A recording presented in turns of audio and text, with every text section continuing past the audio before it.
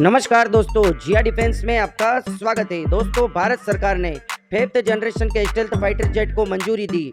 खौफ में आ जाएंगे चीन और पाकिस्तान।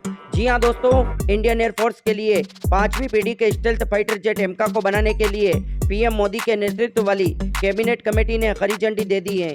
इसके लिए 15,000 करोड़ रुपए की मंजूरी दी गई। दोस्तों, सबसे पहले 5 प्रोटोटाइप विमान बनाए जाएंगे। आइए जानते हैं इस विमान के बनने से कैसे बढ़ जाएगी भारत की ताकत। दोस्तों, प्रधानमंत्री नरेंद्र मोदी के नेतृत्व वाली cabinet committee on security CCS ने स्वदेशी स्टेल्थ फाइटर जेट को मंजूरी दे दी है। 5वीं पीढ़ी का यह विमान advance medium combat aircraft एमका programme के तहत बनेगा।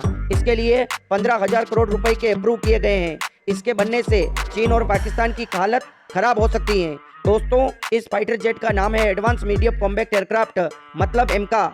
इसका पहला प्रोटोटाइप साल 2026 तक सामने आ जाएगा। इसमें जनरल इलेक्ट्रिक के F414 के 2 इंजन लगे होंगे। एमसीए आने से चीन, रूस और अमेरिका जैसे देशों की श्रेणी में भारत भी शामिल हो जाएगा। एमसीए के आने के बाद भारतीय वायुसेना की ताकत कई गुना बढ़ जाएगी। दोस्तों, एमका अमेरिका F-35 और रूस के Su-57 को कड़ी टक्कर देगा। देश में अभी फ्रांस में मंगाए गए 4.5 पीढ़ी के राफेल फाइटर जेट हैं। यह विमान अमेरिका के सबसे खतरनाक फाइटर जेट F-35 को स्पीड में पछाड़ देगा। इसकी अधिकतम गति 2633 किलोमीटर आवर होगी, जबकि F-35 की अधिकतम गति 2000 किलोमीटर आवर है। एमसीए के आने के बाद पाकिस्तान तो मुंह खोल नहीं पाएगा, चीन की हालत भी खराब रहेगी। दोस्तों, एमसीए रेंज में भी अमेरिकी F-35 से ज्यादा होगा। भारतीय लड़ाकू विमान की रेंज 3240 किलोमीटर होगी, जबकि अमेरिकन फाइटर जेट की 2800 किलोमीटर है। कॉम्बैक्ट रेंज 1620 किलोमीटर होगी, जबकि F-35 की कॉम्बैक्ट रेंज 1239 किलोमीटर है। भारतीय लड़ाकू विमान 57.9 फीट लंबा होगा, जबकि F-35 छोटा है, यह सिर्फ 51.4 फीट लंबा है। दोस्तों, एमसीए का विंग स्पैन 36.6 फीट होगा, जबकि F-35 का 35 फीट है। एमका की ऊंचाई 14.9 फीट होगी, जबकि F-35 की 14.4 फीट है। एमका सिर्फ एक मामले में F-35 से पीछे रहेगा, वो है ईंधन की क्षमता। भारतीय विमान में 6500 किलोग्राम फ्यूल आएगा, जबकि अमेरिकन फाइटर जेट में 8275 किलोग्राम आता है। दोस्तों, भारतीय फाइटर जेट अधिकतम 65,000 फीट की ऊंचाई तक जाएगा। यह फाइटर जेट भारतीय वायुसेना, भारतीय नौसेना के लिए बनाया जाएगा। इंडियन एयरफोर्स इस फाइटर जेट के 7 स्क्वाड्रन बनाने की योजना बना रहा है। पहले वर्जन के बाद एमसीए मार्क 2 में और ताकतवर जॉइंट वेंचर इंजन लगाने की प्लानिंग है। दोस्तों, एमसीए 2 में 130 किलो न्यूटन के हाई थ्रस्ट इंजन लगाए जाएंगे। दोस्तों, इसका कॉकपिट मेन मशीन इंटरेक्शन पर आधारित होगा। Panoramic touch screen display, multi function display और हेड अप डिस्प्ले की व्यवस्था होगी। एमसीए में hands on throttle and stick मतलब HOTAS अरेंजमेंट होगा, जो पायलट के दाहिने हाथ में स्टिक और बाएं हाथ में थ्रोटल होगा, ताकि पायलट का वर्कलोड कम हो सके। दोस्तों, एमसीए में 14 हार्ड पॉइंट होंगे। इसमें 23 मिलीमीटर की GSH-23 कैनन लगी होगी।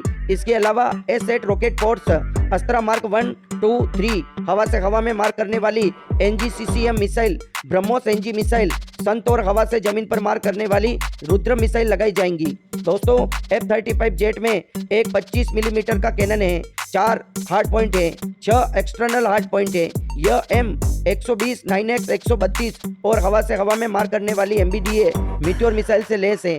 इसके अलावा इस पर हवा से सतह पर मार करने वाली AGM-88G, AGM-158 सुपर 3 हवा से सतह पर मार करने से शिप पर मार करने वाली मिसाइल तैनात हो सकती है। दोस्तों, जो मिसाइल F-35 में इंटीग्रेट की जाएगी या की जाती है, वो मिसाइल अगर भारत चाहे तो अपने एमसीए फाइटर जेट में भी इंटीग्रेट कर सकता है, क्योंकि दोस्तों, भारत अपना एमका फाइटर जेट चाइना के खिलाफ उपयोग करेगा और अमेरिका भी यही चाहता है। इसलिए दोस्तों, अमेरिका अपनी मिसाइल देने में भारत को पीछे नहीं हटेगा। दोस्तों, भारत के 5th जनरेशन फाइटर जेट एमका में काफी देरी हो गई है। उसका कारण है भारत का ढीला रवैया और भारत की नौकरशाही। दोस्तों, इस तरह के ढीले रवैये की भारत को अब आवश्यकता नहीं है। भारत को इसमें तेजी लानी पड़ेगी, क्योंकि टर्की और साउथ कोरिया जैसे देशों ने भी अपना 5th जनरेशन फाइटर जेट बना के उसके प्रोटोटाइप की पहली उड़ान को भी सफलतापूर्वक पूरा कर लिया है। दोस्तों, एमका की परिकल्पना 25 टन के जुड़वा इंजन वाले स्टेल्थ विमान के रूप में की गई है, जिसमें एक इंटरनल वेपन बे और डाइवर्टरलेस सुपरसोनिक इंटेक के हैं, जिसे पहली बार भारत में विकसित किया गया है। इसका उद्देश्य 1500 किलोग्राम पेलोड की आंतरिक ढुलाई और 6500 किलोग्राम आंतरिक ईंधन के साथ 5500 किलोग्राम बाहरी पेलोड का परिवहन करना। दोस्तों, एरोनॉटिकल डेवलपमेंट एजेंसी एडीए के अधिकारियों ने पहले कहा था कि एक बार परियोजना को मंजूरी मिल जाने के बाद प्रोटोटाइप को 3 साल में और पहली उड़ान उसके 1.5 साल में शुरू की जा सकती है। हिंदुस्तान एरोनॉटिक्स लिमिटेड HAL जो परियोजना के लिए उत्पादन एजेंसी ने विनिर्माण गतिविधियां शुरू कर ली हैं। दोस्तों, एमका का विकास 2 चरण में करने की योजना है। जनरल इलेक्ट्रिक के F414 इंजन के साथ MK1 और अधिक शक्तिशाली इंजन के साथ MK2 को फ्रांस के साफ्रान के साथ साझेदारी में को डेवलपमेंट या जॉइंट वेंचर करने की योजना है, जिसके लिए चर्चा चल रही है। सितंबर 2022 में CCS ने 9000 करोड़ रुपए की कुल लागत पर light combat aircraft LCA MK2 के विकास को मंजूरी दी, जो वर्तमान में LCA से बड़ा और अधिक सक्षम लड़ाकू विमान है और वर्तमान में विकास के अधीन है। दोस्तों, LCA MK2 में भी GF414 इंजन द्वारा संचालित होगा। LCA MK1 और MK1A को पावर देने वाले GF404 इंजन के 84 किलो न्यूटन थ्रस्ट की तुलना में 98 किलो न्यूटन थ्रस्ट पैदा करता है। F414 का निर्माण HAL द्वारा लाइसेंस के तहत भारत में किया जाना है, जिसके लिए समझौते को अंतिम चरण में है। दोस्तों, F414 इंजन का निर्माण भारत में किया जाएगा पूर्ण टेक्नोलॉजी ट्रांसफर के तहत अमेरिका से। उसके बाद दोस्तों, भारत को 130 किलो न्यूटन थ्रस्ट के इंजन की आवश्यकता है। इसके लिए दोस्तों, भारत ने साफ्रान के साथ डील की है। वैसे दोस्तों, अमेरिका का यह भी कहना है कि F414 इंजन को इनहेंस करके उसकी थ्रस्ट को 130 किलो न्यूटन तक बढ़ाया जा सकता है। पर दोस्तों, भारत अपने 5वीं पीढ़ी के फाइटर जेट के लिए रिस्क नहीं लेना चाहता, इसलिए नए सिरे से इंजन की तलाश कर रहा है। या तो फ्रांस के साफ्रान या इंग्लैंड के रोल्स रॉयस के साथ जॉइंट वेंचर के साथ डील की जाएगी। उसके बाद 130 किलो न्यूटन थ्रस्ट के इंजन का निर्माण भारत में ही किया जाएगा और उसके बाद MK2 विमान का निर्माण किया जाएगा, जो कि दोस्तों 5.5 जनरेशन का होगा, लगभग 6 जनरेशन फाइटर जेट होगा। और उस समय दोस्तों 6 जनरेशन फाइटर जेट बनने लग जाएंगे, तो भारत को हो सकता है उस समय 5.5 से बढ़ाकर 6 जनरेशन फाइटर जेट बनाना पड़े। दोस्तों, एमका प्रोजेक्ट को देरी का सामना जरूर करना पड़ा है, लेकिन भारत का 5th जनरेशन फाइटर जेट एमका दुनिया का सर्वश्रेष्ठ फाइटर जेट होगा। इसमें दोस्तों दुनिया का सर्वश्रेष्ठ AESA रेडार लगाया जाएगा। इसके अलावा दोस्तों, इसमें आर्टिफिशियल इंटेलिजेंट और कंपोजिट मटेरियल का उपयोग किया जाएगा, जो अमेरिका के अलावा किसी देश ने नहीं किया है। दोस्तों, एमका की परिकल्पना 25 टन के जुड़वा इंजन वाले स्टेल्थ विमान के रूप में की गई है, जिसमें एक इंटरनल वेपन बे और डाइवर्टर लेस सुपरसोनिक इनलेट है, जिसे पहली बार भारत में विकसित किया गया है। इसका उद्देश्य 1500 किलोग्राम पेलोड की आंतरिक ढुलाई और 6500 किलोग्राम इंटरनल ईंधन के साथ 5500 किलोग्राम बाहरी पेलोड का परिवहन करना। दोस्तों, एरोनॉटिकल डेवलपमेंट एजेंसी एडीए के अधिकारियों ने पहले कहा था कि एक बार परियोजना की मंजूरी मिल जाने के बाद प्रोटोटाइप को 3 साल में और पहली उड़ान उसके 1 से 1.5 साल में शुरू की जा सकती है। हिंदुस्तान एरोनॉटिक्स लिमिटेड HAL जो परियोजना के लिए उत्पादन एजेंसी ने विनिर्माण गतिविधियां शुरू कर दी हैं। दोस्तों, एमका का विकास 2 चरण में करने की योजना है।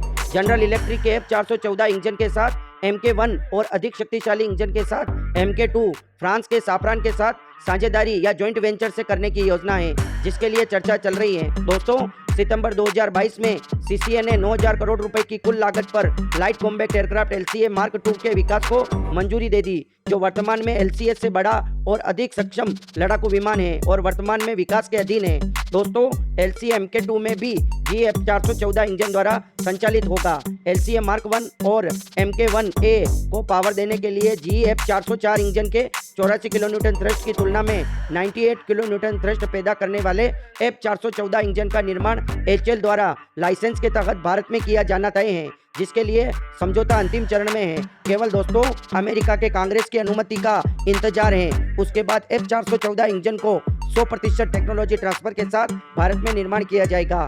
दोस्तों, पहले कहा जा रहा था 80% टेक्नोलॉजी ट्रांसफर की जाएगी, पर दोस्तों नरेंद्र मोदी जी की वजह से अब 100% टेक्नोलॉजी ट्रांसफर की जाएगी और भारत में F414 इंजन का निर्माण किया जाएगा। दोस्तों भारत के पास केवल दो टेक्नोलॉजी ही नहीं थी, एक दोस्तों फाइटर जेट इंजन की और एक मेल और हेयर क्लास ड्रोन की टेक्नोलॉजी। दोस्तों ये दोनों टेक्नोलॉजी अब भारत के पास बहुत जल्द आने वाली है। दोस्तों भारत जब अपने 5th जनरेशन फाइटर जेट एमका के निर्माण की योजना बना रहा था, उस समय केवल अमेरिका के पास 5th जनरेशन फाइटर जेट था और रशिया अपने Su-57 फाइटर जेट की पहली उड़ान पूरी करने वाला था। केवल भारत का कंपटीशन चाइना के साथ था। भारत इधर योजना बना रहा था और चाइना ने 5th जनरेशन फाइटर जेट की योजना को बना लिया था। पर दोस्तों भारत के में ढीले रवैये और देरी की वजह से टर्की और साउथ कोरिया जैसे देश भी भारत से कई गुना आगे निकल गए हैं। दोस्तों 5वीं पीढ़ी के लड़ाकू विमान में 4 मुख्य विशेषताएं होती हैं। सबसे पहले यह स्टेल्थ है। इसका मतलब है ये दुश्मन के रडार के लिए लगभग अदृश्य है, जो जेट के रडार क्रॉस सेक्शन का एक कार्य है। दूसरा, यह सुपर क्रूज कर सकता है या अपने इंजनों पर ईंधन खपत वाले आफ्टर बर्नर का उपयोग किए बिना ध्वनि की गति से तेज उड़ सकता है। तीसरा, इसमें नेटवर्क केंद्रीय संचालन के साथ एडवांस एवियोनिक्स और सेंसर हैं। इस संबंध में पायलट विमान इंटरफेस को बढ़ाने के लिए आर्टिफिशियल इंटेलिजेंस का भी तेजी से उपयोग किया जा रहा है।